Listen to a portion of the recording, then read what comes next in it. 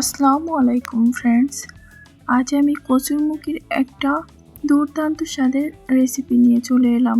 কচুরমুখি এইভাবে রান্না করে একবার খেলে বারবার খেতে ইচ্ছে করবে। রান্নাটা কিন্তু খুবই সহজ আর সরল, একদম কম মশলায় ঘরোয়াভাবে তৈরি করেছি।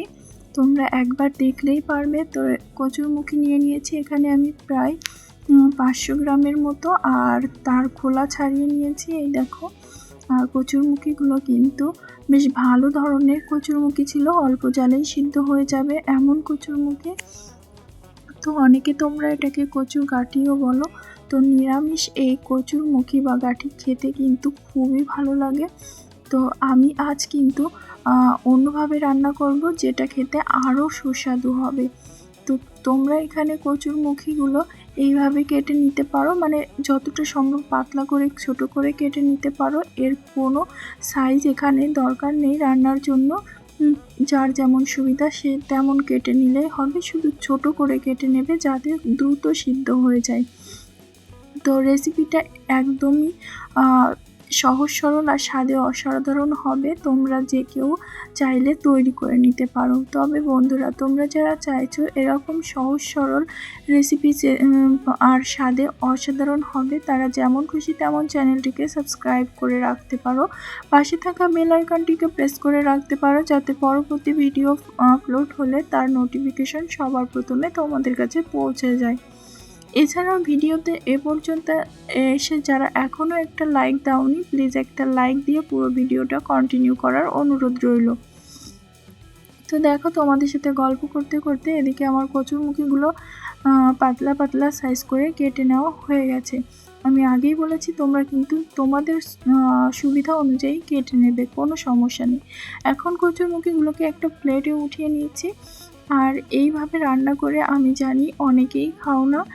তো যারা প্রথম খাবে তারা অবশ্যই কমেন্ট করে জানাবে। তো এখানে আমি একটা হাঁড়িতে নিয়ে নিলাম কিছু ঠান্ডা পানি, আর পানিটাকে বেশ উষ্ণ গরম হলে ধুয়ে রাখা কচুর গাঁঠি বা মুখিগুলোকে দিয়ে দিচ্ছি।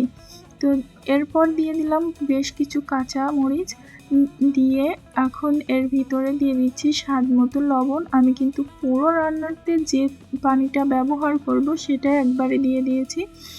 আর দিয়ে দিলাম বেশ খানিকটা হলুদের গুঁড়া, মানে যতটা আমার প্রয়োজন আর কি ততটাই দিয়ে দিয়েছি।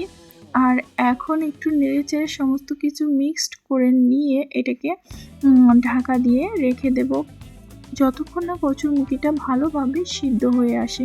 আর এর মধ্যে আমি একটা বাটিতে নিয়ে নিচ্ছি কয়েক টুকরা তেঁতুল, এই যেটাই রান্নাতে স্বাদ বয়ে নিয়ে আসবে। তো তেঁতুলটাকে আমি পানির সাহায্যে এর যে কাঠটা হয় সেটা বের করে নেব। তোমরা চাইলে এভাবেও দিতে পারো, তবে কাঠটা এভাবে কষলে বের করে দিলে একটু বেশি ভালো হয় আর কি। তবে আমি এখানে শুধু কাঠটাই বের করব, এর যে আঁটি সেগুলো এইভাবেই রেখে দেব। দেখো, এই যে ঠিক এরকমভাবে রেখে দেবো। তোমরা চাইলে এর আঁটিটাকে ফেলে দিতে পারো, তবে আমার ভালো লাগে এভাবে তুলে খাওয়ার সময় একটু গালে পড়লে আঁটিগুলো বেশ চমৎকার লাগে। তবে এই রেসিপিটা কিন্তু তোমরা গরম ভাত ছাড়াও রুটি পরোটার সাথে বেশ আরামসে খেতে পারবে। আর দেখো, এদিকে কচুরমুখিগুলো কিন্তু বেশ সিদ্ধ হয়ে গেছে, তবে পানিটা দেখো অনেকটা অন্যরকম কালার এসেছে। তো এই পর্যায়ে এসে আমি এর ভেতর থেকে যে পাতলা করে কেটে রাখা কচুরমুখিগুলো সেগুলোকে উঠিয়ে নেব। উঠিয়ে নিয়ে তারপর এটাকে ম্যাশ করব। তো দেখো, আমি এখানেই ম্যাশ করার চেষ্টা করেছিলাম বাট হয়নি, তাই আমি আলাদাভাবে উঠিয়ে নিচ্ছি। উঠিয়ে নিয়ে এটাকে ম্যাশ করছি। তো তোমরা এরকম কচুরমুখি রান্না কে কী খেয়েছো জানাতে ভুলো না কিন্তু। আর যারা এখনও খাওনি তারা অবশ্যই এইভাবে একবার হলেও ট্রাই করো। এর স্বাদ তখনই বুঝতে পারবে যখন তোমরা নিজেরা বাড়িতে ট্রাই করবে। তো দেখো, ম্যাশ করে আমি কচুর গাঁঠি বা মুখিগুলো যে পানিটা ছিল সেই পানিটার ভিতরে দিয়ে দিচ্ছি। পানিটার কালারটা অনেকটাই চেঞ্জ হয়ে আসছে, আরও চেঞ্জ হবে। তো দেখো, তোমরা আবার ভেবো না অতিরিক্ত হলুদ দেওয়া হয়ে গেছে, তেমনটা নয় বন্ধুরা। সিদ্ধ করার সময় হলুদ দিলে সাধারণত এরকম একটু টকটকে লাল কালার আসে।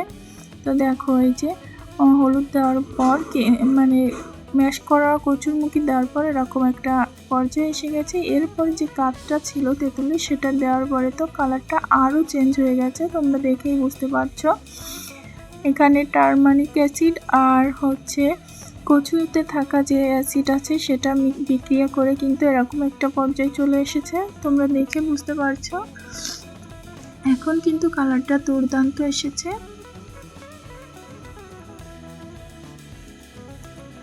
তো এইভাবে আমি বেশ কিছু সময় এটাকে জাল করব।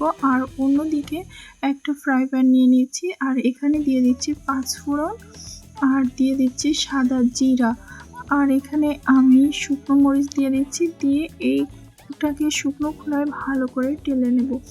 অবশ্যই তোমরা এই রান্নাতে এটা ব্যবহার করবে, এর স্বাদ কিন্তু এই মশলাটা দিলে আরও দুর্দান্ত আসে। তবে রোজা মুখে কিন্তু সবসময় একটু টক টক খাবার খেতেই বেশি ভালো লাগছে, তো সেক্ষেত্রে এই রেসিপিটা অনেকটা পারফেক্ট রেসিপি। দেখো এদিকে আমার ফুটতে শুরু করে দিয়েছে আর মশলাটাকে আমি ভেজে নামিয়ে নিয়েছি আর এটাকে গুঁড়ো করে নেব। তো এ পর্যায়ে আমার বেশ ভালোভাবে রান্নাটা হয়ে গেছে টকটা। তো আমি নামিয়ে নিয়ে একটা ফ্রাই প্যানে আবারও একটু তেল দিয়ে দিলাম একটা শুকনো মরিচ ফোড়নে আর পেঁয়াজ কুচি রসুন কুচি দিয়ে দিচ্ছি। তো দিয়ে এটাকে ভেজে নেব বেশ যতক্ষণ পর্যন্ত এই পেঁয়াজ রসুনের ব্রাউন কালারটা না আসবে।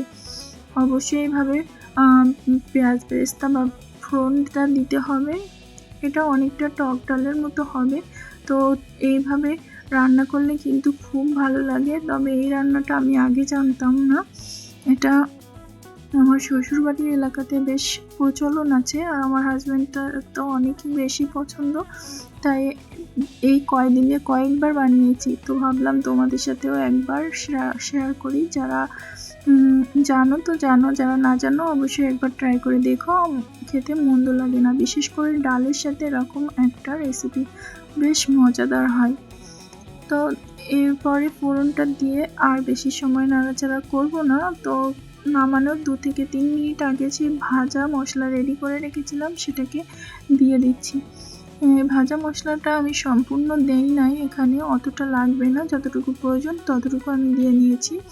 দিয়ে এখন এটাকে নেড়েচেড়ে মিক্সড করে নিচ্ছি। তবে বন্ধুরা এর ঘ্রাণটা কিন্তু দারুণ ছিল, টক টক ফ্লেভার ঝাল ঝাল ফ্লেভারের বেশ দুর্দান্ত ছিল। তোমরা একবার বাসায় তৈরি করো, তাহলে আমার কথা শুনে নয় বিশ্বাস মানে রান্না করে খেয়ে বিশ্বাস করবে। যাই হোক, এখন এই যে রান্নাটা কমপ্লিট হয়ে গেছে, আমি গ্যাসের ফ্লেমটা অফ করে দিয়েছি আর এখন তোমাদের গরম গরম পরিবেশন করে দেখাচ্ছি যে কেমন হলো। অবশ্যই একদমই ডালের একটা রেসিপি, তবে টক ডাল গাটি কচুর। তোমরা এটা রান্নাটা যদি ভালো লাগে তাহলে অবশ্যই করো। বাই দ্য ওয়ে, আজকের ভিডিও ছিল এ পর্যন্তই। দেখা হবে নেক্সট এপিসোডে নতুন কোনো রেসিপির সাথে। ততক্ষণ পর্যন্ত সবাই কিন্তু ভালো থেকো, সুস্থ থেকো, যেমন খুশি তেমন রান্নার সাথেই থেকো।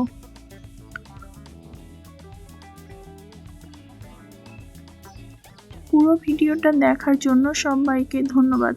আল্লাহ হাফেজ।